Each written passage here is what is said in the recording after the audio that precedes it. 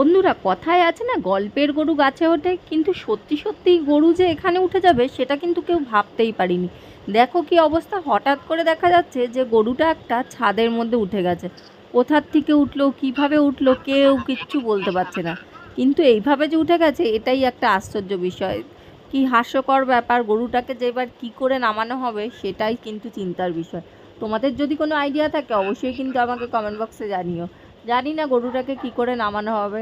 চলো দেখো, গরুটা কিন্তু ওখানে দাঁড়িয়েই আছে আর ঘুরেই বেড়াচ্ছে, কোথা থেকে উঠলো কেউ কিচ্ছু জানে না। আর এদিকে কুকুরগুলো চিৎকার করেই চলেছে গরুটাকে নামানোর জন্য, তবে গরুটাও কিন্তু নামার জন্য যথেষ্ট চেষ্টা করছে। কিন্তু নামবে কি করে, উঠলোই বা কী করে সেটাও বুঝতে পারছি না।